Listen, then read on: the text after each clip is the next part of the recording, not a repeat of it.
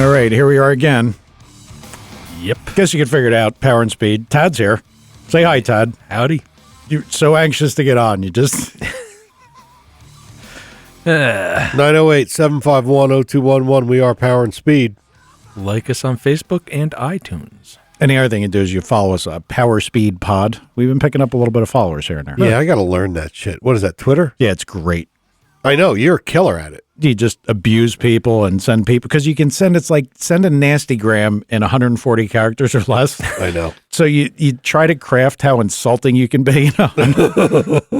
And, you know, and then you got to tag it with something current, like hashtag something current, so that other people that really don't have any interest in this end up seeing your shit. And then you get some shit back. Like presidential candidates? Oh, yeah. Yeah, no, I go nuts with all of it. I don't care. And you got, what do you got, one name? No, I've got like 70. I know. I was single-handedly, I think I kept Piers Morgan busy for a month. I know. Just blocking every new, because it used to be Hey Piers, and it was Hey Piers 1, Hey Piers 2, and then every time he'd block me, I'd go after him again. So, all right. I'm sorry. It's my fault. I was sick. How many demerits you get? What do you want me to tell you? Yeah, you were sick. I was bad. I sound like I'm sick now. Well, yeah, you've had a sinus thing or something going. Yeah, I'm a mess. Yeah, I was in bad shape for, actually, I guess it started on Thursday and continued all the way through, realistically, until Monday morning. So, yeah, it was shitty, to say the least. That really didn't come out. Are you going to pay attention, or are you busy with your... I've got Tad whose headphones can't... Somebody keeps adjusting his headphones. I've got you staring at your mobile devices. Hey, I got to see who's talking to me. So Or about you? So it was my fault that we didn't do the show on Monday, but I'm better. I feel good. I actually feel better than I have in a long time. Really? Yeah. Why is that? Because you drink tea now? I've drank tea. I've been drinking tea forever. What tea in specific? Hot tea.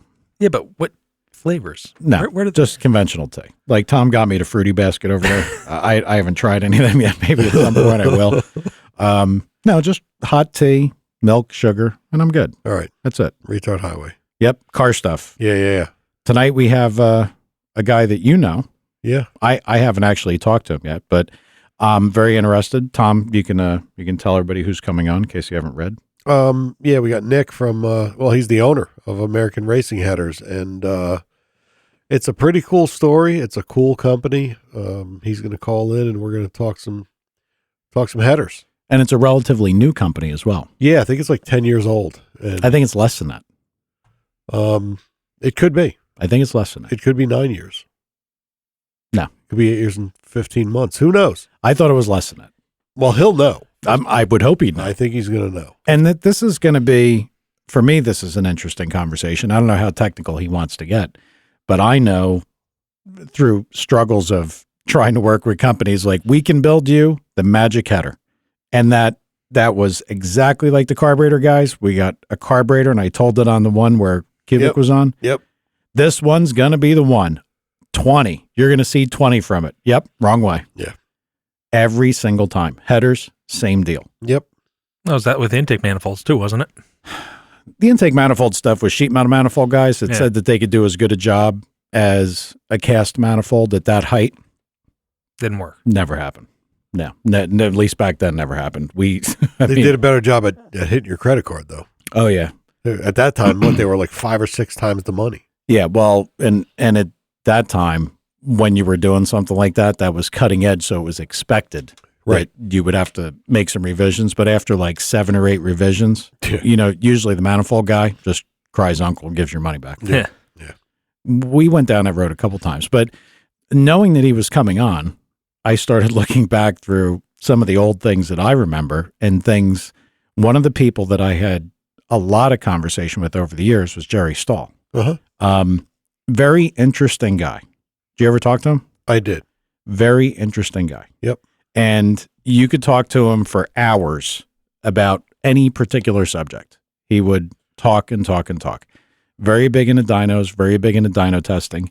And he knew a lot of stuff. Yes, he did. About a lot of stuff. Yeah. He and I shouldn't say he did. He does. He's kind of the opposite of Alan. Sorry. Why you got a tool on a poor guy? He's not even here to defend. Because Tad just told me that that Crunch posted a picture of Chevrolet firing order and he didn't know what it was. Hey, Are you serious? He responded to me with a question mark. I was like, oh boy. Now you're ganging up on a poor guy. How am I ganging up on him? He didn't know the small block Chevy firing order. Come on, man.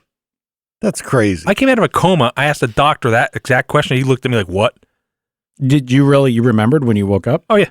So that was ingrained. We couldn't have traded that for a more useful piece of information. That was all of it. Wait, what's more useful than that? Oh, quite a bit, Tad. Yeah, there's like a little bit. Directions for putting headphones on. Yeah, whatever. God, I wish we had that. Tad spent 5 minutes trying to put his headphones That on. would have been great video. But I spent a lot of time talking to him about dynos, about testing, and particularly how to test headers on a dyno. And I mean, he's a header guy, so you would listen to him. Yeah. Dyno room construction plans. I'm sorry, I'm still a little froggy from throat being irritated. One of the things that I took away from him, and I actually looked to see if I could find it today, there was basically he had detailed a description of dyno exhaust, how it should work. And I can't tell you how many places I've been to that they have a header with a 4-inch collector. Yep. And they put a piece of 4-inch hose over it and duct it into the exhaust system. Well, that's like a big giant collector then. Yeah. So you're really not testing the header. Right. And I think we might even talked about this in a previous episode. I believe Jerry's rule of thumb was 4 times a collector diameter should be the tube that the header dumps into to direct your exhaust That makes to sense. your exhaust system. So 3 goes into a 12. Yeah. And it can be in the back of the header could be past the front of the pipe. Yes. Yeah. Yeah, because it shouldn't really have much of an effect. And in fairness, back then, very few things had 4-inch headers, so I think we always used like 12-inch tubes.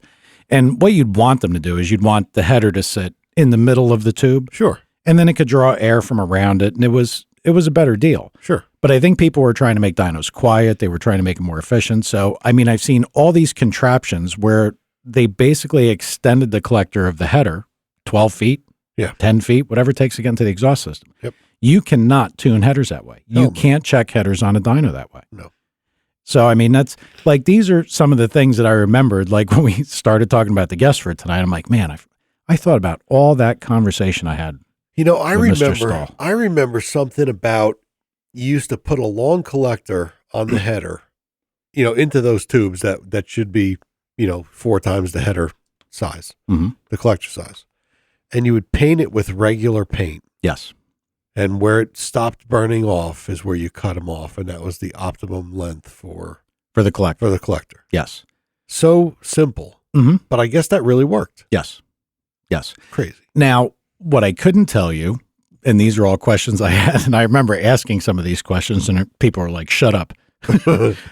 So everybody would say, well, you bolt the collector extension on your car. Generally, it helps bottom with more collector. Sure. So you bolt the collector extension on your car, you paint it, you make it past the track, you look, you see where they are, cut them off. There's your new point. What if you painted them again? Does that point move? Or is that point ideally the same place? And I remember asking somebody that, and they looked at me like I was retarded. And I was like, yeah, but are we sure that is the point? I mean, just because that's where the hot spot is, that is the point that it wants to remain? Is that hot spot created because there's that much behind it? I would have said shut up too. Well, valid question. No, it's not. It's not, huh? No. I don't know why. It is a valid question because How so? Wait, so the plan is we should be waiting for him. well, we could talk to him.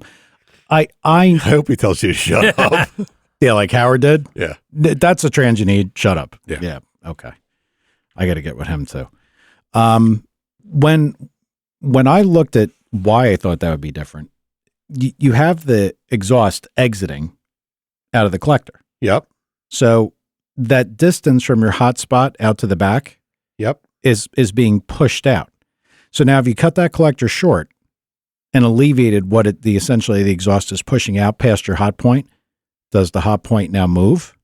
Did it make the hot point that it should have been further forward, further back? You've altered what you're using to measure. Got it. I want to know. I have a lot of questions like this.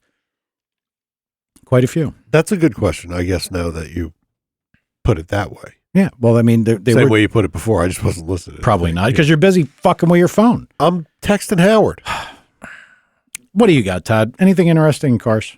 Well, I was just thinking to myself, now that big exhaust is the main thing, you put a 3-inch exhaust all the way back from your collector.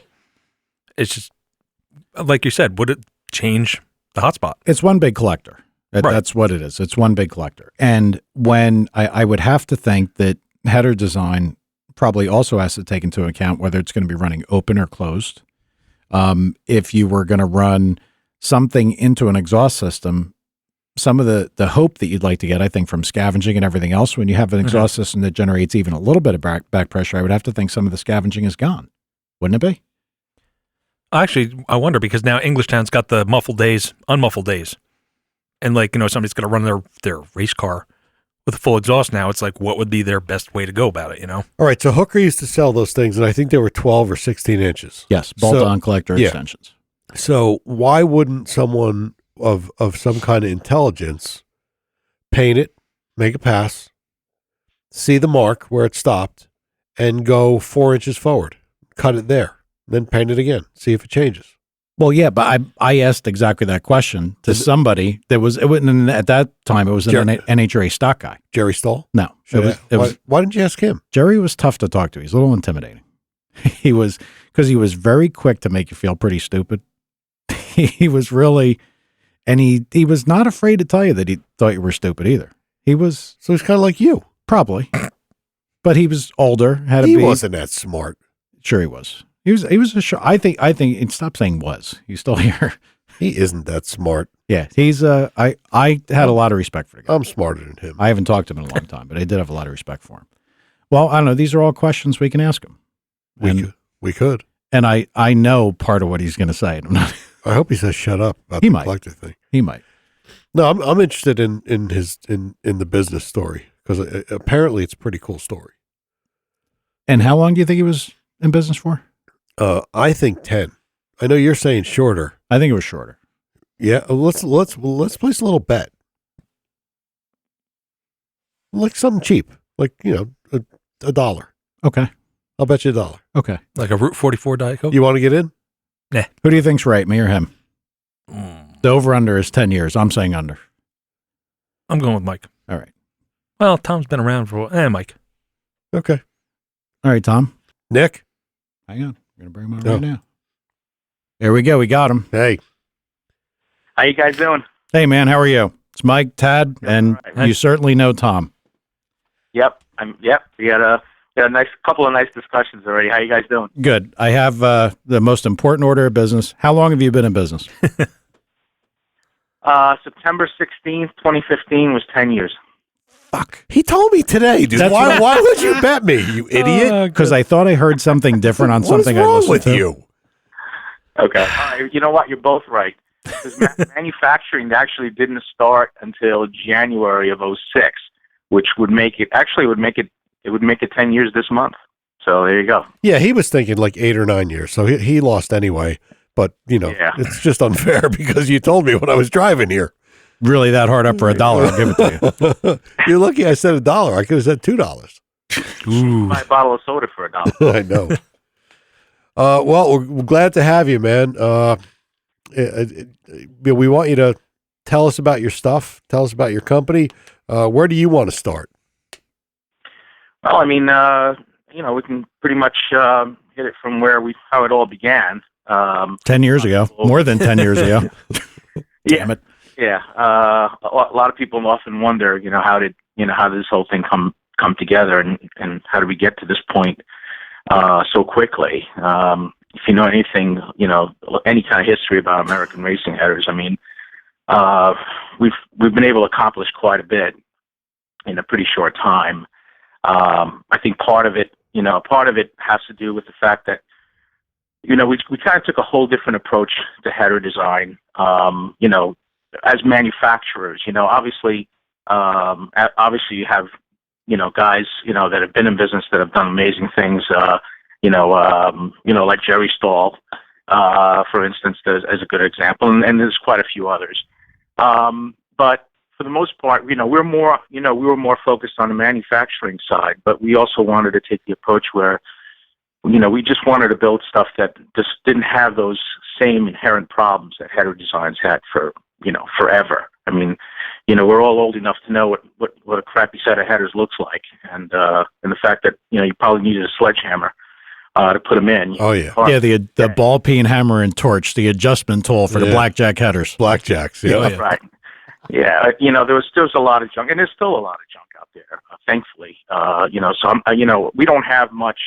We really don't have much in competition on the high end side. Well, there's one thing to talk about here. I think a lot of the junk now is coming from overseas, correct?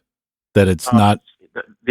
Our industry is infiltrated. The exhaust industry it's just ludicrous what's going on.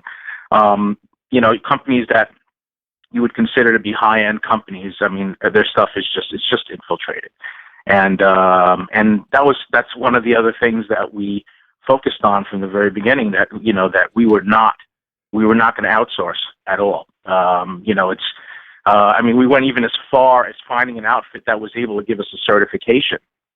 We actually got 4 certifications as being a 100% made in USA company, and again, that was critical to us. Not yes, because I'm a patriotic guy, you know what I mean, and I love this country and what it stands for, but also from a quality standpoint.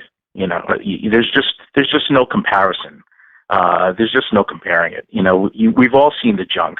I remember when buying parts, stuff that was coming from, I don't even want to mention these companies, but stuff you get at a speed shop, and it was just junk right out of the box.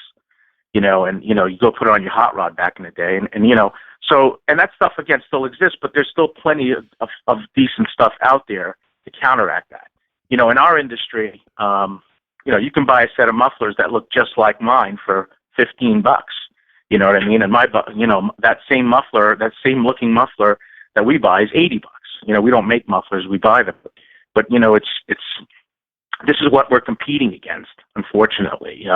But what I think's happened though is that I think the public's really starting to realize that, at least our dealer network is starting to see the differences little by little. It's a battle that's kind of working to our favor. Because people have realized that when you buy American racing headers, you're not buying junk. And then of course, I'm psychotic when it comes to making sure that our customers are happy, and making sure that when we get the product in their hands, that they're totally satisfied. So there's a lot of things that are going on our end to try and, separate ourselves from what others are doing. And so obviously, and I'll just go into a little bit of information that I didn't know personally. You actually have manufactured the headers for the factory drag cars. I mean, if your products are selected to be used and basically spec'd by a manufacturer, that's got to be a feeling of accomplishment. Has to be. The story of how that whole thing came down is a really great story, and a lot of people have often asked me, how in the world did you end up sealing the deal with all 3 manufacturers? Well, it was kind of a snowball effect that started with Ford. When Ford decided to celebrate the 40th anniversary of the Cobra Jet back in 2008, they decided to build 50 cars based on a small little ad that I had put into a Fun Ford magazine. I don't know if you remember. I don't even know if Fun Ford's around anymore. I remember it. Yeah, I do too. Yeah. I think Evan Smith worked for him. What's that? I think Evan Smith was one of the guys I knew from Fun Ford. Yeah, that's very possible. And I put a small ad in there, and one of the engineers, a gentleman by the name of Jim Ronzello, saw that ad in that publication, and it just so happened that at that time the GT500 had just come out. So Jimmy, who's been drag racing stock and super stock for years, decided that he was going to take one of these GT500s and turn it into a drag car. And in the process of all that happening, he called me up and he said, "Hey, this is what I'm looking to do." Now, we had just finished making headers for the GT500s, for their, production stuff, for the street cars. So he called me up out of clear blue and said, "Hey, man, this is what I'm doing. Are you interested in helping me out with a set of headers?" And before he can even finish the sentence, I was asking him for his address. So I ended up putting a set of headers in the box and shipping it to him. And and then not even thinking about it. About 2 months, 3 months went by, and then all of a sudden I get a phone call that Ford was contemplating building these cars, and they were looking to test our headers. Now it just so happened that Jimmy had the inside track on that, and he took the headers that I gave him to Ford, and Ford put them on the dyno. So there was a lot of stuff going on with that whole program. I knew nothing about it. Next thing you know, we're getting the contract for it. Now, of course, Ford had tested other things. They didn't just test our headers, and we were able to seal that deal, based on dyno results and I guess the quality of the product. And this is only our third year in business. So this is '08. We're talking about 2008, and for us to be, in our infancy and to be able to get that deal was just huge. It was just huge. Yeah, if memory serves me correct, Ford was always an easier manufacturer to work with. Like they were more accessible, they were more friendly. They were more into the whole racing thing. Yes, absolutely. Because like Jimmy LaRocca, one of the Mustang guys, like back in the Nitrous Pete days and all those days, right? He was a regular guy, right? No superstar. Same with Nitrous Pete. I don't even want to get into that. Yeah. Just kind of regular people, and they could get help from Ford that I couldn't even begin to imagine trying to get from GM. Right. Never in a million years, at least back then. You know what it is? It's the red tape. You know what I mean? If there's just if people just kind of give up. If there's a lot of red tape and nonsense that you got to go through in order to get to that point, people are just going to go path of least resistance. And in Ford's case, I guess they were at that time easier. I find. I'll be very honest with you. I have such a great relationship with all three. I find all three to be, fairly accessible. This year, I don't know if you guys heard, but Dodge is building 60 cars, 60 drag packs, 35 of which will be supercharged, and 25 will be naturally aspirated. We shipped 60 sets of headers this year. So Dodge is going that direction. It all started on the Dodge side. See, Dodge was second. Dodge started with the drag pack in '09 when they decided that they were going to build a V10 version of the Challenger. Right. Because I guess the Hemi development hadn't gotten to the point where they can be competitive with what Ford was doing. So they decided let's take a V10 Viper engine up the power to 800 horsepower and go out and race these Cobra jets. And they did that. And they did that very successfully. So they built a bunch of cars, and then we got that contract. And there was some other stuff that we did with Dodge. They did an ACRX road race car, which was they created a road race series called the Viper Cup, and we were able to bag that contract as well. That was so cool because I actually got to spend 3 days at the Conner Avenue plant in Detroit, and I got to watch the first 25 cars roll off the assembly line with our headers on them. It was like, I don't know, it was like dying going to heaven. That's pretty cool. That is cool. That's like you're sitting there watching an assembly line with your parts coming off. That's got to be what a sense of pride. What's funny is that part of the deal of getting that was actually committing to being on the assembly line for those 3 days, as if that was going to be a problem. So yeah. Yeah, we went there, and it was just wonderful to be there and experiencing that whole thing where, all these Vipers, years and years and years worth of model years that were built on that same assembly line. So it's kind of like hollowed ground to Viper guys. And I was there for that. And of course, getting that out of the way opened the door to Chevrolet. Chevrolet, what happened with Chevrolet, the whole thing with GM, all three of these cars, the Cobra Jet, the drag pack, and the Copo, all three cars were built in the same shop. The proof of concept car was all built at a shop called MPR Race Cars. Mike Postelny up in Michigan. He was the one that built the first of each car, the proof of concept. So I had developed a relationship with Mike as well. Isn't he a racer? Absolutely. Yeah. Well, yeah, he races stock. Races stock. Eliminator. Yep. He's got he's got multiple cars. He's got Cobra. I don't know if he still has a Cobra Jet, but I think he's had them all. And I know that last year, I think at Indy, he was racing a Copo. But Mike was a big. Having Mike on our team was also a big advantage because the GM guys could have, they could have gone multiple ways, but given what we had done with the other companies and the fact that our stuff tested so well, and then Mike adding the icing on the cake, we were able to seal the deal. Now, I mean, we've done, I don't know, 3 runs already for the Copo. 3 production runs. It's just been awesome. That's pretty amazing to start and then end up in this position in what is essentially still a short period of time. Yeah. What he said. What's really cool is going to the U.S. Nationals, going to the U.S. Nationals and watching these cars go down a racetrack and knowing that almost every single one of them has your headers on it. I mean, it's like the coolest thing, Yeah. That's pretty surreal. That is cool. Hey, by the way, speaking of headers on a car, your buddy Howard from Redline just texted me. He's at the racetrack. He just went 791 at 180. Oof. Yeah. Howard is, he doesn't stop. No. He is one of the hardest working guys I know in this industry. And talk about, he's another psycho of perfection. He's, everything he touches, it has to be perfect. And I really admire him for that. He's also been a great customer of ours. And, I appreciate all the stuff we've done. So he was kind of the guy that turned me on to you guys as well. Yeah, well, he's the guy. I decided my C5 Corvette needs a whole complete mechanical makeover.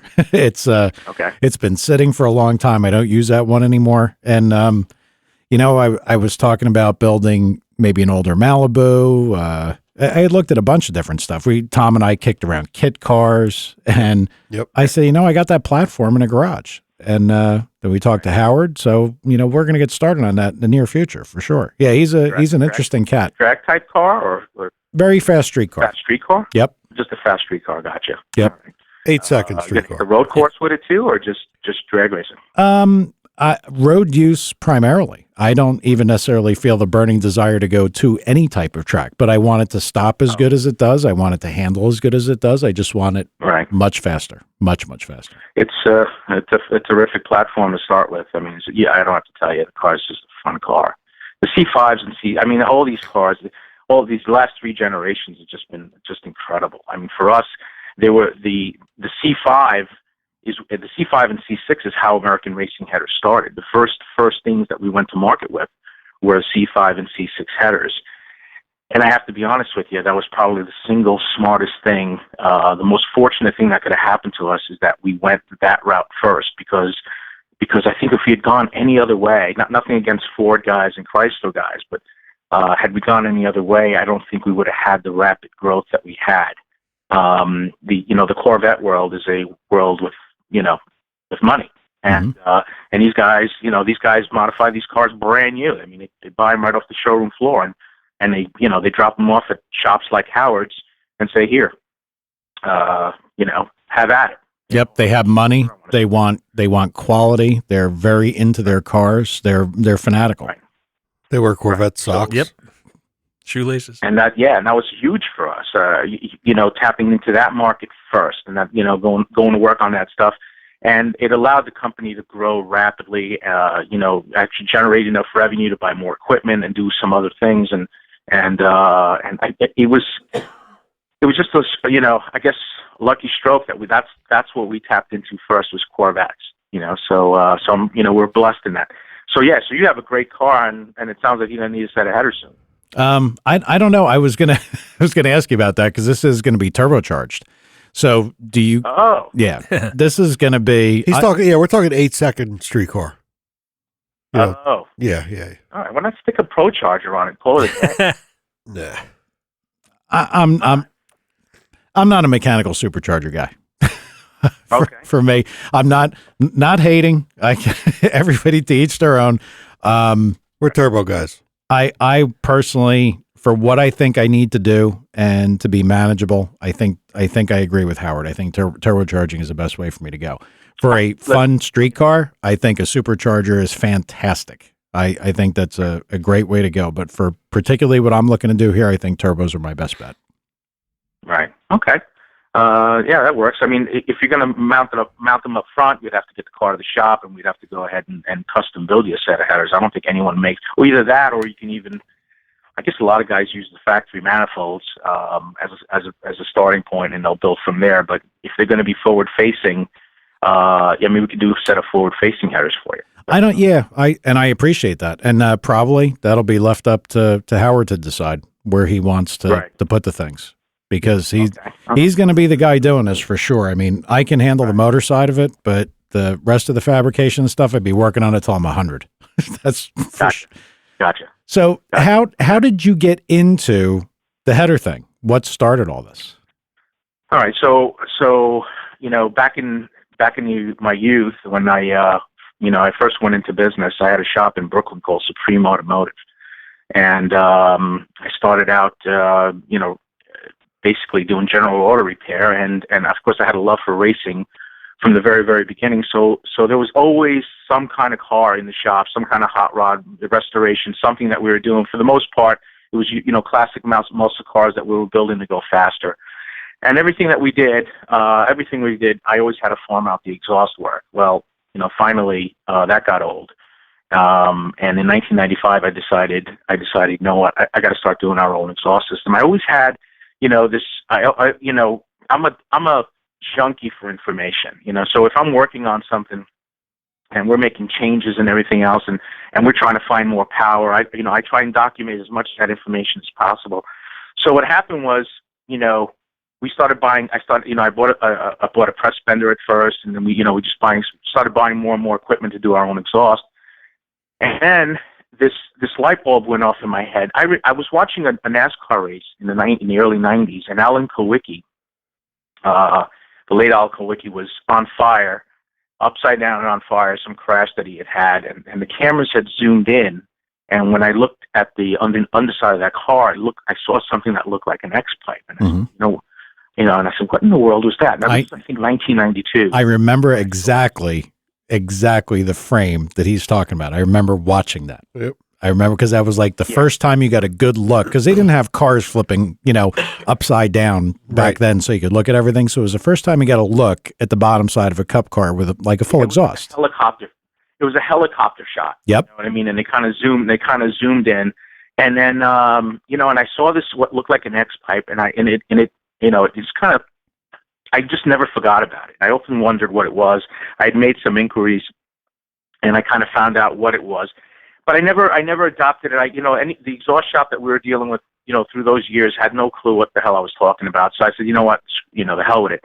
But when I started doing my own exhaust, I started making X pipes.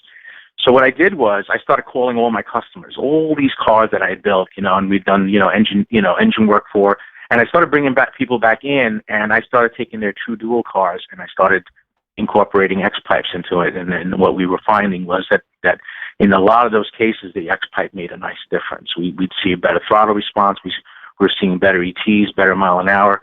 Of course, we're talking about the cars that had headers for the most part. I mean, the stuff that had manifolds on it probably didn't make much of a difference. But if it had headers, we were seeing some positive results with the X pipe.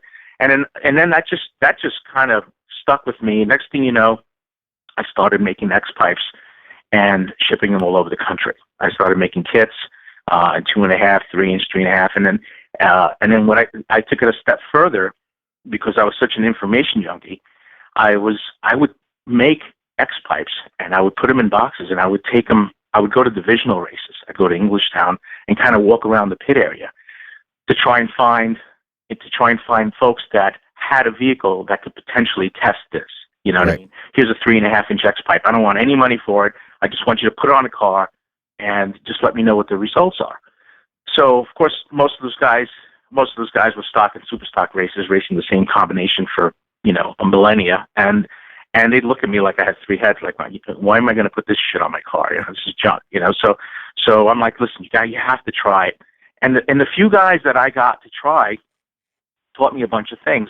What we learned ultimately was that if your headers weren't up to snuff, if there was something not right about the header, whether it be because the header just was designed poorly, it just wasn't the right primary length, right primary tube size, and whatever, the collector's design was inefficient, the X pipe would help. The other factor was sometimes the chassis was just shit. It was just a crap chassis, and it wouldn't allow you to build the proper header. Like, for instance, old 69, 70 Mustangs with 429s in them, You know what I mean? Where you're not allowed to touch the shock towers. The headers the headers on those cars are pretty much a disaster. So we started, we put X pipes on, and all of a sudden, the car would pick up 300s. Mm-hmm. You'd see something, and it became a revelation. So learning from that, I started just kind of building this business while I was running Supreme Automotive. I was running this business, and then of course it just kind of grew from there, and then of course the whole header thing. I mean, everything kind of fell into place because as I was learning about X pipes, I was also learning about header design. What merge collectors do and primary lengths and how, and of course all the factors, engine size, RPM, vehicle weight, and all those things. And as I was learning all that stuff, I took it all and I applied it to American Racing Headers in '05, and here we are. Nice. Did you learn that primarily from testing, or did you learn it from, asking around, or a combination of both? Really, it's a combination of both. See, if I did something with a customer, if like right now, for instance, right now, today actually, I sent out a set of headers for a stock eliminator Fox body Mustang. Okay, and I didn't send out one set of collectors. I sent out two. Okay. Mm-hmm. Now I pretty much know which one of the two is going to work better, but you know what? I had a golden opportunity to send an extra set. Didn't cost the guy anything. I just sent it to him because I said, you know what? I just want to see what happens. Let's just try this out. So, like I said, I'm an information junkie. Sometimes it's an expensive way to think because you're kind of doing things for the sake of information, but that information is so valuable. I don't have a degree, a PhD in thermodynamics. I don't have any of that. My experience is based on, just testing and trying and documenting. And I don't know why, but I've been really good at it. Well, I can't tell you how many times that we have had somebody that had a degree in thermodynamics or, whatever exhaust college they went to tell us that right. Here's a set of headers. They're going to pick you up a bunch. And in the end, it was a net loser. I mean, and it would be collector pieces back and forth, extensions, change primary tubes. I mean, I'm not going to reveal any names, but I mean, there were companies that said they had programs that could, if obviously well about stock and super stock, they're very strange engine parameters because you're making them do things that they weren't ever really designed to do. I mean, you tell somebody that, a 454 rectangular port low compression motor is going to go through the lights at 9,000 and they look at you like you're crazy, and you must be incorrect. And right. You try to give them those parameters to get headers done, and it hardly ever worked. I mean, everything, Davis, Stahl, I can go down the list of some of the headers in the dyno room that were always the best, always. Right. And every time we'd try them. I mean, there was one guy that was a cup guy who designed an entire exhaust system for an NHRA Superstock guy, like big giant X pipe, all kinds of stuff, choke points. I mean, must have been crazy mathematics in it. In the end, the way the headers were the best was taking all that stuff off and using a collector extension. That's right. How it goes. Right. Right. And and here's the funny thing. If you're putting a collector extension on the end of a header and it's improving power, it's usually because it's fixing another deficiency. Yep. See, I was telling Tom this the other day. I said, is there an exact science to every single application? Of course there is. But hardly anybody, will spend that much time trying to find it. It's cost prohibitive in many, it's hard to do. Who's going to stay on a dyno for a week trying to figure out what's the best thing? So, a lot of guys, what I get a kick out of is a lot of guys will call me up and say, Nick, I have this engine, it makes this much power, it's going in this car, and this is the header that, the customer, my engine builder is telling me to run this size header. And I have to tell you, more times than not, they're off by a country mile. So, it's off by a country mile. We say, well, it made the power on a dyno. And I'm like, wonderful. It would have made more power if it had the right header, bolted to it. Just because it made X amount of power, and maybe it even accomplished the power level that you were looking for. But it doesn't mean that they had the right header on it. Now, the other factor is, and this is the part that really sucks, is that sometimes the chassis won't even let you build that header. Not every car is a dragster. So a lot of times these program, like you mentioned before, these guys that go on the program, Pipe Max, for instance, they'll go on there, and they'll put all these parameters in, and they'll spit out this number, and then what you find out is that it just isn't feasible. There's no way. It'll tell you to put the collector. It wants the primary length to be 21 inches long, and you can't physically put the collector there. Yeah. The chassis won't even allow it. So now the collector the only place you can put the collector is kind of underneath the car, so, parallel to the ground. And next thing you know, now the primary length is 29 inches or 28 inches. So what I find with a lot of those programs is that, they're great when you have a vehicle that allows you to do those things, but when you don't, you kind of shit out of luck.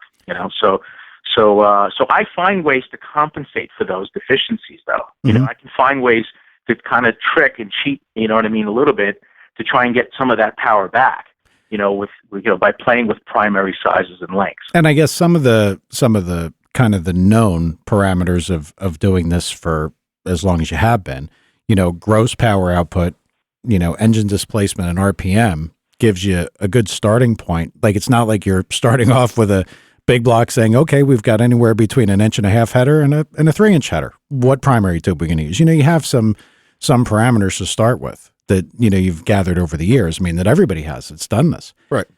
There is, you kind of sort of know a basic starting point for most applications. Mm-hmm. If a guy comes into my shop, with an 820 cubic inch big block, Pro Mod type car with 4 stages or 5 stages, you're not going to put a 2-inch primary on it. You know what I mean? You're going to start out with something bigger. But what I find, and a lot of people find this interesting, is that more times than not, when cars come in, guys that are looking to make more power, when they show up at my shop, I always find that the headers that they have are usually too big. Mm-hmm. Okay? That's one of the things that I can't tell you how many times we've outperformed the headers that were the header, the header that some guy spent $4,000 for, and the header was just too big, Mm-hmm. and we downsize it and we find horsepower that way. I mean, that's happened so many times. I can't tell you how many times we've slaughtered tri-wise. These guys will go out and spend a bunch of money on tri-wise because they're looking for that, they're looking for that big torque number at a certain, and I'll build a 4-into-1 header and destroy it. So that's happened too. And I'm not begrudging tri-wise. I think they're great headers when you have the time and money to sit there and really fine tune it to really get it where it needs to be. It's just that a lot of people don't have that kind of time and money to do it. Kind of what we found with the tri-wise, with the circle track stuff, is we could get them to work over a broader range. They would not necessarily be the best power producer, might even be down a little bit, but like to try to broaden something, they seem to be good at that. Exactly like you said, when you got them right. If you had them wrong, they were disaster. Right. Disaster. Oh, yeah. I can't. I mean, not too long ago, a buddy of mine works for General Motors. They were working on this. He was working on this one project. It was down 20 horsepower, and I mean, it was so bad that they thought that they were blaming the cylinder head guy, and this was going on for a while. And he says, Nick, what are your thoughts on this? I said, I'm going to make you a header. I'm just going to send you a header, and you're going to try it out. And it turned out it was a vehicle that runs the Baja series, I guess the 1000. And guess what? He found that 20 horsepower. Mm-hmm. And it had a real elaborate set of tri-wise, and it wasn't the cylinder head at all. It turned out to be the header. So is there an exact science to this stuff? Absolutely, there is. But it's there's going to be compromises because of chassis. You're going to have to make some compromises. The trick is, in my industry, is how do you limit the compromises? How do you build something that can perform, to the expectations of your customer and provide the least amount of compromises? We've, for the most part, we make that happen.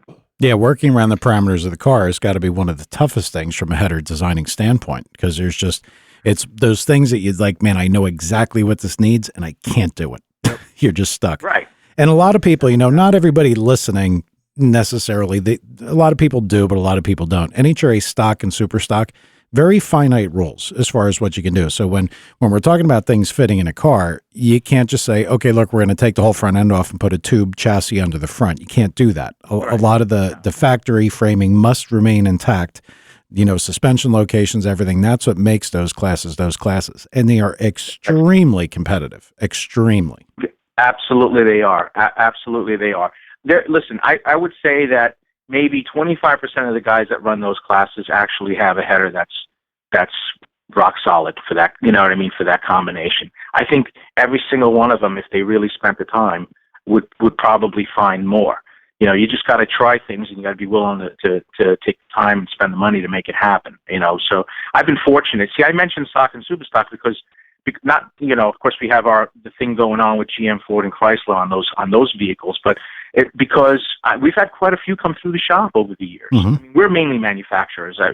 Mike, we make our money. We don't make money making headers for stock or super stockers. I can tell you that right now. We make our money manufacturing for the masses and putting out a great product. But I like the fact that I am involved with those guys, and that we've really, we've made our mark. And I think the best thing about working with guys like that, for the most part, don't get me wrong, there are super stock racers who are just bracket guys, but a lot of people really want to run well in class and they want to set records. So when you've got guys, and these are the things that make, other performance guys like me nuts. When you hear a guy say, well, my car went this fast. Well, how fast should it go? Well, I don't know. The calculator says it should go this, and a friend of mine did this. That's not a world that I have a hard time living in that world, because I know that thing should go this fast, probably within 500ths. This is how fast, if it was good, and everything else is a compromise back. So when you work with a super stock guy or a stock guy that's a good guy, they can give you absolute positive, definitive feedback that yes, this helped, and yes, this is the right direction. And that's a great learning tool. I cannot, it's true. Working with folks like that, quite honestly, it's very rewarding, because you're dealing with somebody that's going to take the time, and really thoroughly test your product. You're not just giving it, you're not just giving it to somebody who's just going to throw it on there and not, sometimes you don't hit, sometimes there's other factors that can affect the header, so, there's other things that could potentially make the header not look like it's supposed to, because, weather or whatever the case might be. But these guys know better, So yeah, it's a blessing dealing with guys like that and getting good feedback. And that, of course, like being a feedback junkie, and learning, taking all this information. And then, what's cool about all that is that I'm able to take that information and apply it to my, to my manufacturing side also, to some degree, because some guy who, I sell a lot of headers for the modern Camaros. The Gen 5 Camaro was the number one selling header for a while. And of course, GM just came out the Gen 6, which is going to be just off the charts busy. But you'll get guys like that who are building, who are also building, some kind of race car and everything else. So you can take all those theories, and all that stuff applies. Mm-hmm. You can apply all that stuff and build a really good combination for the guy. Yeah, because doing stuff for an NHRA stock or super stock guys, that's you can't. There's no faking that. If you've learned something and you've got something, that means you've learned it and it works and it's applicable to a lot of other things. I mean, that's a great foundation. You will be humbled in an instant. You don't go out pumping your chest with those guys. If you give them something that's crap, you'll know about it. Believe me when I tell you. Oh yeah. But I've been on the plus side in that area. Quite honestly, I've been very fortunate to be able to supply stuff that these guys were, for the most part, were very, very pleased with. So that was great for us. At one point, we even made headers for Larry Morgan and his pro stock stuff. Mm-hmm. A lot of people don't know that, but Larry Morgan, when he was still running Mopars, gave us the opportunity to build headers for him, and we ended up building 7 sets. He was supplying engines. He was renting engines out, and all the guys who were running his engines were running our headers at one. But that was about 5 or 6 years ago. That was off the charts cool. to say that as a matter of fact, I think V Gaines actually won. V Gaines won Phoenix with our headers. So yeah, that's what it was. He definitely won one event with our headers. I believe it was Phoenix. So that was also, a nice little notch on our belt. Now, from what I understand, what you guys are doing as far as late model stuff, it's not just domestic stuff. You actually have some foreign car stuff too. Yeah, we, okay. So of course we built our business doing the stuff you'd expect. The Corvettes, the Camaros, the Mustangs, all that, all the late model Challengers and Chargers. But once the word gets out there, you have a guy who's got a Corvette, but he has a C63 Mercedes or an E6, they have high powered V8s in them that could they're desperate for headers. So we started tapping into that stuff. We did BMW M3 stuff.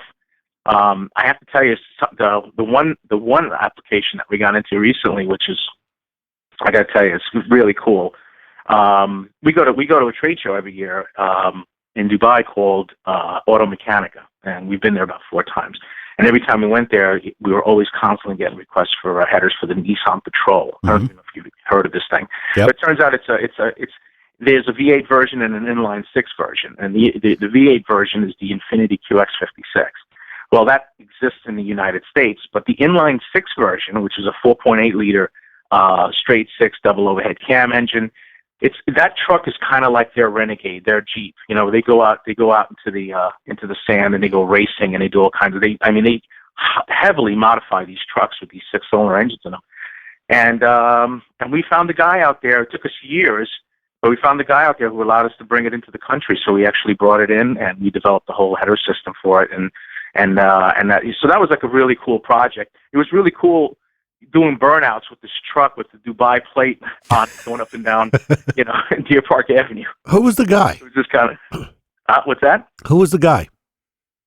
He was a doctor. He was some guy that we ran into at the trade show, a guy named Adam Coster. He basically, he just happened to be walking by, and as he saw our display, and as he was, he kind of like semi-stopped and said, "Hey man, you guys got headers for the patrol?" And I said, "Well, we're looking for a truck." He says, "Well, I have one." I says, "Well, I need one." He goes, "You want to take it?" I said, "I got to bring it to New York."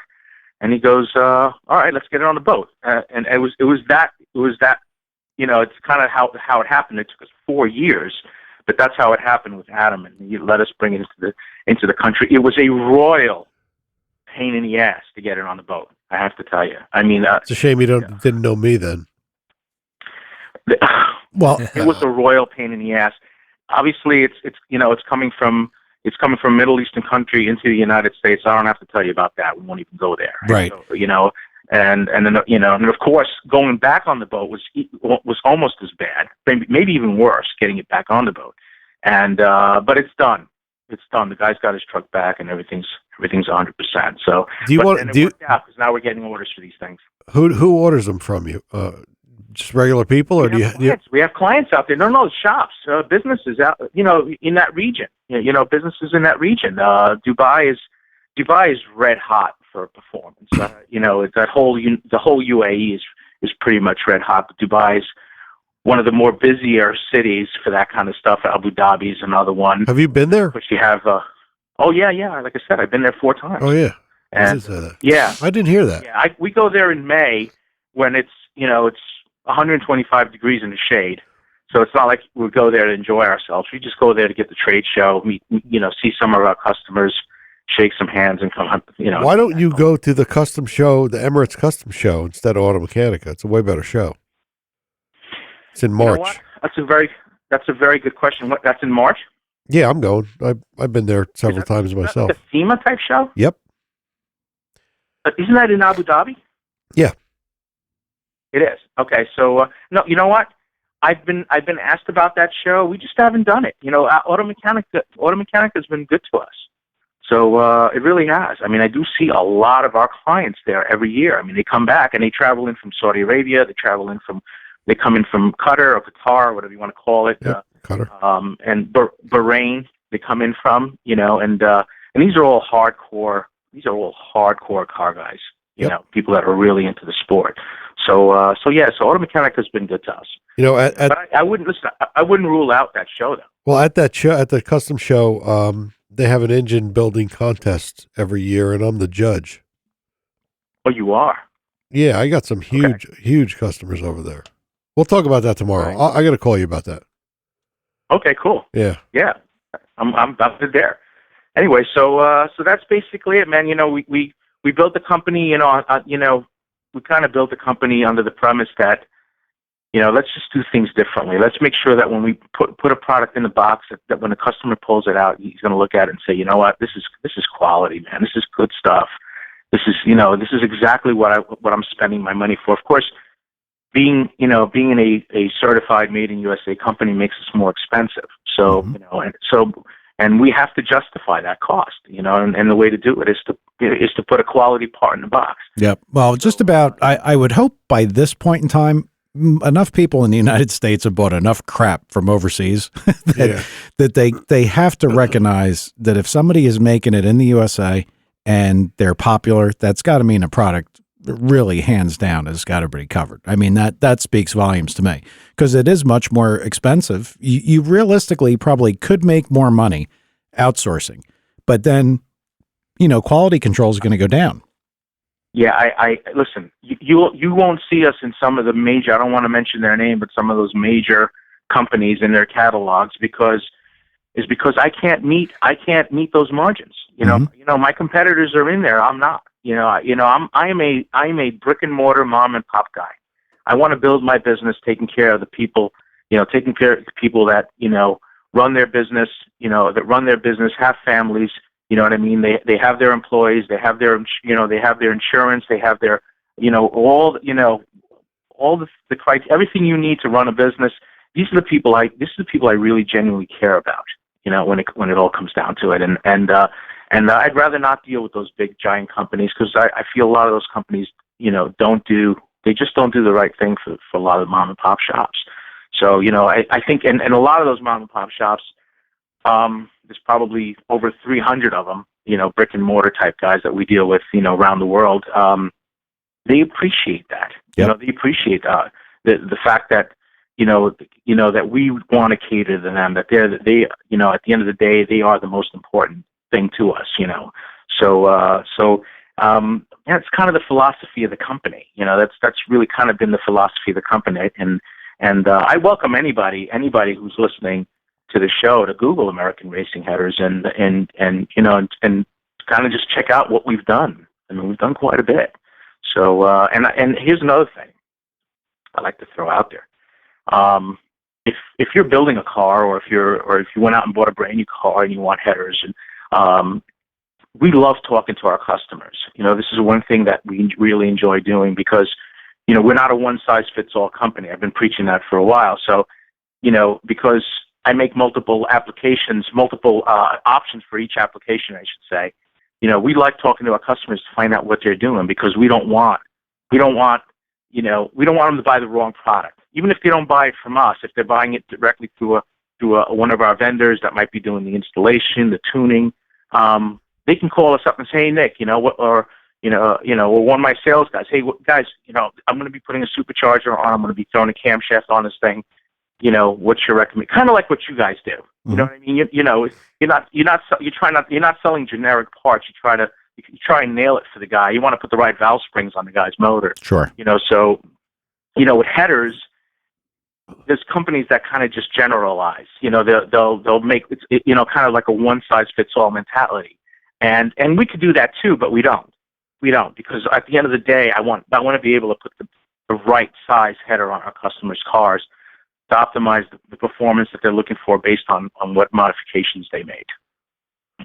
So, well, we will see. I just bought a set. I bought a set of LS swap headers for the '69 Camaro.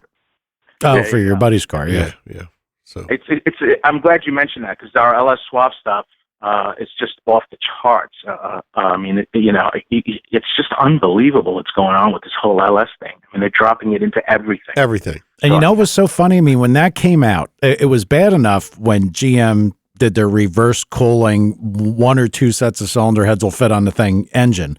I was like, they fucked everybody. Everything's ruined. It's all junk. Then here comes the LS. I'm like, you ruined everything that everybody's been working on and I was an anti LS guy. I'm like, congratulations, GM, you dickheads. You just gave it to everybody. One of the rare times I was wrong. Very wrong. Yeah. Yeah, they knocked it out of the park, guys. Yes, they did. They really did. And I mean, my son races a 2010 Camaro in a class called LSX Real Street. We partnered up with a company in Brooklyn called Fark Supercars. Wow. Very well known in Brooklyn. Farad. Fark, Yeah. Farad's the owner of Farks. Anyway, we partnered up with them, and George, Farad's son, and my son, basically they're co-drivers on this car. And this year we won the LSX Real Street deal with our 2010 Camaro. It's been.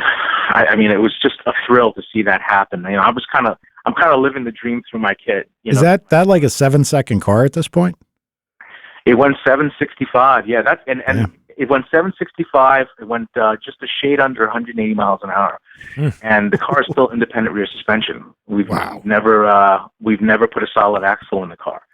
So, really? And that's all Farad. Farad is just he's a mad scientist with that stuff. We test and test and test, and we just found it. We found a way to make the IRS work. It never broke. We never had a single incident with breakage with the IRS. And it's just so we're going out there, we're doing things, we're having a good time, we're enjoying ourselves, and of course we're learning stuff as we go along. Mm-hmm. So one thing I will tell you, I have a PhD in, is knowing that I don't know everything.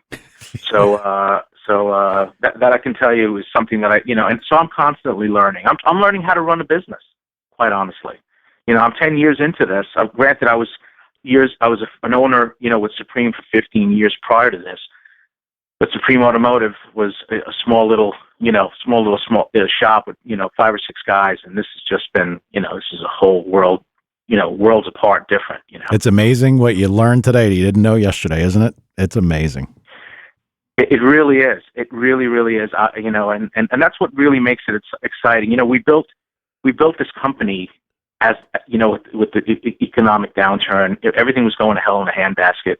With the economy, and of course, in 2008 with the disaster in 2008, we were up 20% in 2008. Mm-hmm. Our business was moving right along in 2008. We had better than double digit growth that year, and we've been able to grow the company even though this economy's been crap, and in spite of all that, I often wonder, and I'm sure you guys do from time to time. I often wonder what it would have been like having this company, spending the last 10 years through a booming economy. I have no idea what that would have been like. I'm hoping that happens, sometime down the road. That's really what I'm praying for. Because at the end of the day, we want to grow our company. Right now there's a constant reinvestment. Everything we make, we're constantly putting back into the business to help us grow. Having some extra revenue, from a booming economy would be very, very helpful. I'm sure you can. Sure. And from the business development side, manageable growth is nice, but there's kind of one of the kiss of deaths of a lot of businesses is things grow too quickly and they can't scale. So, that's a nice steady growth plot is something to be very happy about. I would be. That's for sure. Right. All right. So the other thing. Go ahead. Yeah. I'm sorry. Go ahead. No, the other thing is, working in New York. We're based out of New York, which isn't easy. I can't tell you how expensive it is. Actually, I'm sure you totally understand how expensive it is trying to operate a business in New York. But we're doing it. We're making it happen. I guess it's time for me to go. No. I was just going to ask you to clarify for everybody that's listening.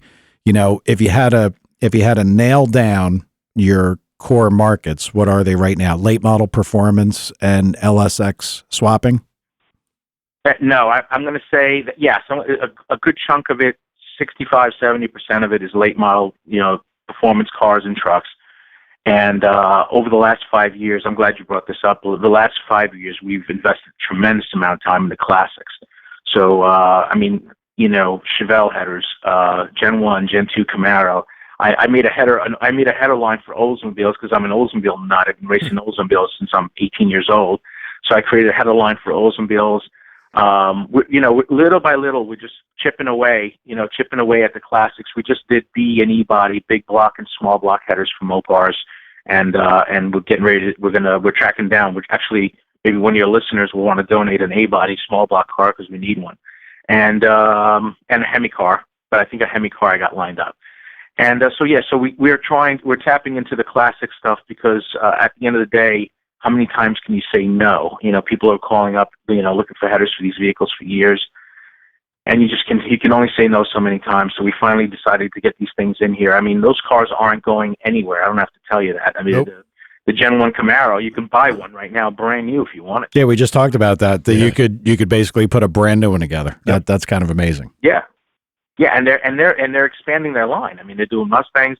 I think they did a Mopar. I mean, they're expanding their line. So what's old is new again. With that stuff. So headers. And the guy who was building that car. Let's face it. The average guy who's building a Chevelle these days. Or a Camaro. They're going to spend 30, 40, 50, 60 grand. I mean, they're going to want a decent header. They're having a good high-end option out there is going to work out to our favor over time. I hate to ask you this or even bring it up because the other guy in here has been suspiciously quiet, Ted. He is a Subaru guy. Mm-hmm. And Subaru. yeah, I got to tell you, from not necessarily a fan of the Subaru. I know Tom has a Forester, strange, interesting vehicle. Okay. Tad has a WRX, but wow, what an amazing market it is. I mean, we had gone to a Subaru event in Englishtown. It was freezing cold, and I could not believe the turnout that was there. So I know. Well, those are the only cars that would hook in the freezing cold weather. Yeah, we've got a couple guys that are Subaru guys, and one guy actually asked, "Are you going to make anything for any of the imports?" And so it Right. actually stole Tad's question, but he's not saying nothing, so fuck him. I was told not to ask it. So. I got to tell you, I'm not afraid to tap into any market that hasn't already been saturated with garbage. Therein lies the issue with a lot of these vehicles like the Subaru, the W. As great as that car is, I'm going to produce a header that's not going to be inexpensive. It's going to be expensive, and when I say expensive relative to the $200 junk that you can get from eBay. So that's another thing we got to contend with our own stuff. Our own stuff is getting knocked off and being sold. You can go on eBay right now and find direct knockoffs of our product Oh, jeez. being sold there for a fraction of the cost. So now if I'm going out and developing a product for a vehicle it's just I mean, there's 5 different companies or 10 different. You see them when you go to SEMA. I'm sure when you walk up and down the aisles at SEMA or PRI.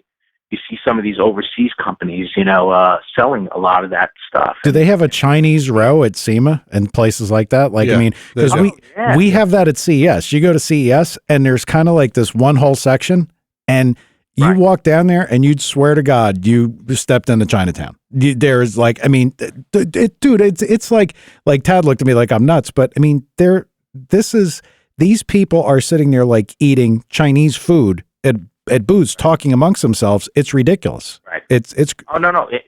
I see it at SEMA. I've seen it at SEMA, and on numerous. I saw my Dodge Viper headers. If you want to hear a quick story, I had a girl come up to me. To try and sell me my headers, my design headers for the Dodge Viper. And she came up. She had a catalog in her hand. And her booth was only 2 aisles away, but I hadn't even noticed it. She comes over with a catalog, and she points to a picture of my Generation 3 Viper headers, and she tells me in English, she goes, I make for you. And I look at the picture. I go, honey, we make our own. She goes, no, I make for you.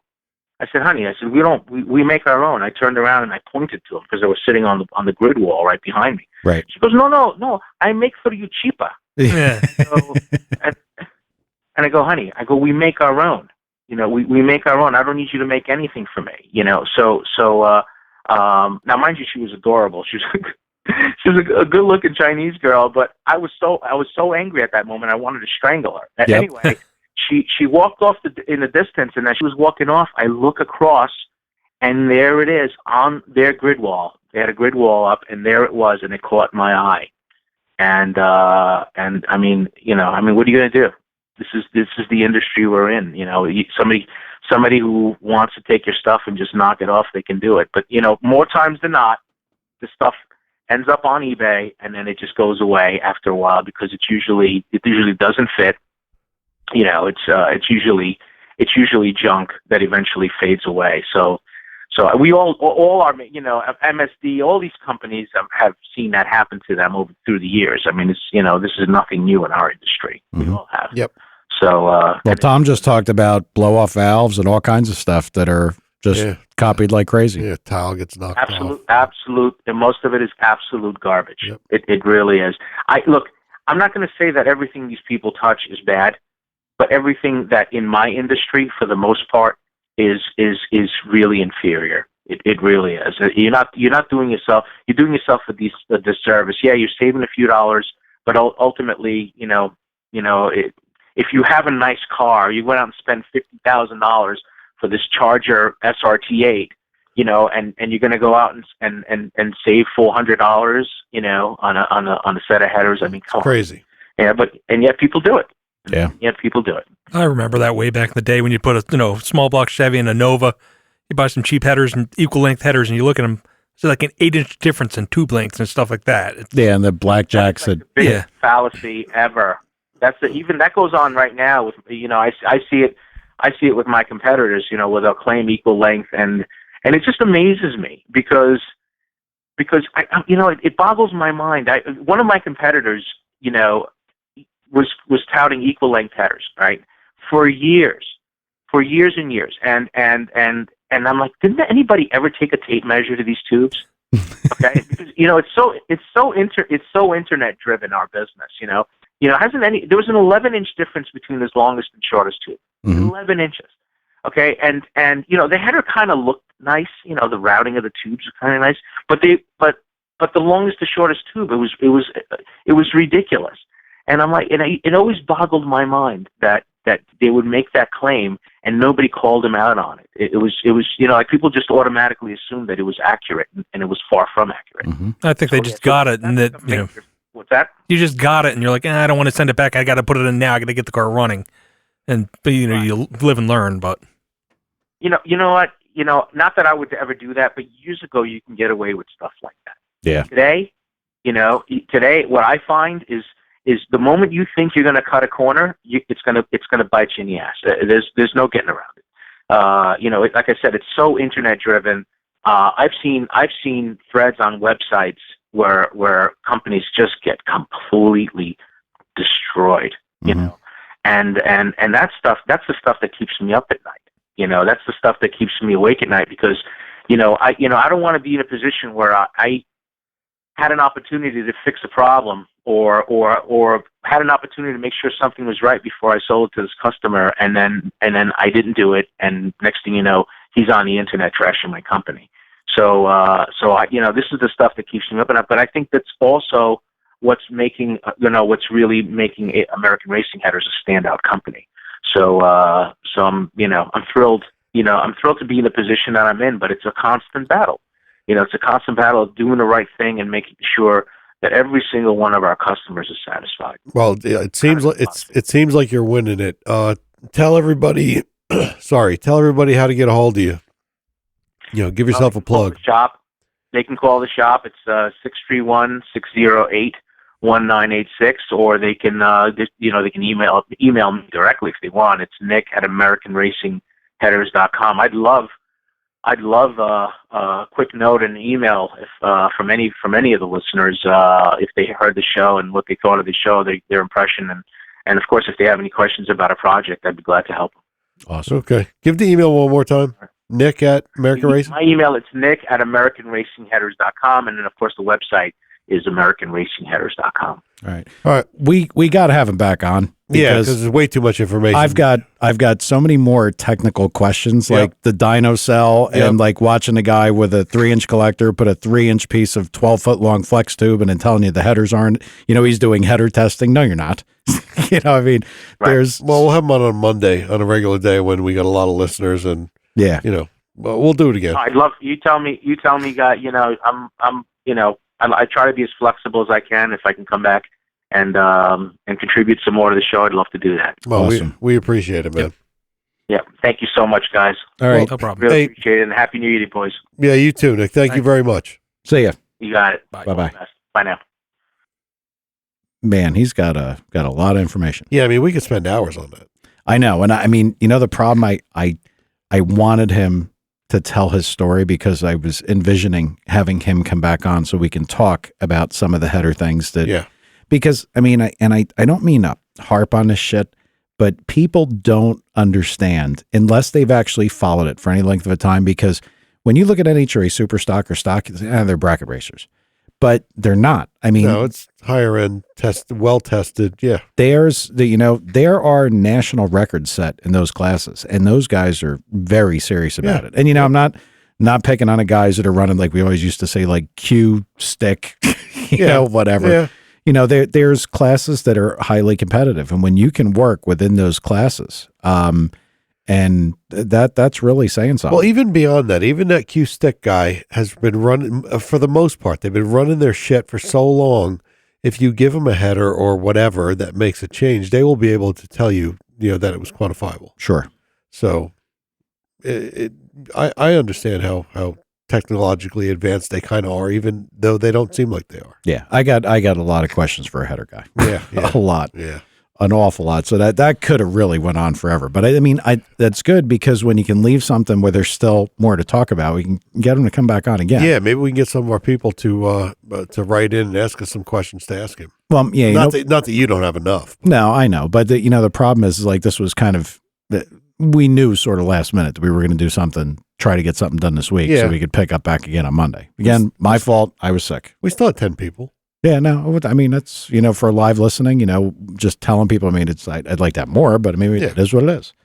But I know a lot of people download it. Tad? Yes. Good contribution.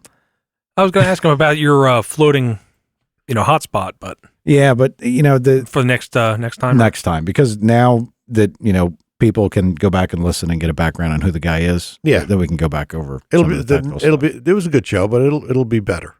More tech. And B-Doc, I believe, had sent a couple of pictures of pro stock cars and making testing. Yeah, we all, yeah. I make testing. Yeah, you make testing. Smoky tire. That was very racially insensitive, Thomas. Hey.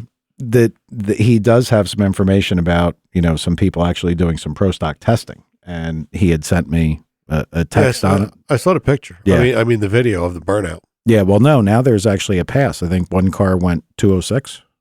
So, I mean, now, again, we can't confirm that it's, let's see where B-Doc's out here if he's listening. Damn, this was a long show, but good. You don't know if it was completely legal or if everything was on the up and up, or maybe it's a, mind game, who knows. But, I mean, that's honestly better than I thought they'd be. Well, we'll see, because I'm going to be there. Yeah, I'd like to go. When is it? I think I go out February 10, 11, something like that. Oh, so it's that close. Yeah. What was I thinking? I don't know. What are you ever thinking? I don't know. Yeah. I have no idea. I know. Well, let's wrap this shit up. What do you think, Tad? Sure. He said like 11 words tonight. I know, and I kept looking over. I'm like, well, Tad, and he's just sitting there, like, I think he just enjoys listening. And that's how you get your information. And that's okay. He's a spectator by nature. That's what he is. Yeah. Way to go, Todd. I brought up the firing order. So I had, Yeah, you did. I brought up the Subaru thing. Jeff, the one Subaru guy in there, and there were other people talking about the Subaru thing. Yep. I mean, look, after seeing the amount of cars there, can't be a bad place to get into. Yeah, we got to do another Subaru show. Yeah. We'll see you again next time, guys. Yep, we'll be back on Monday night.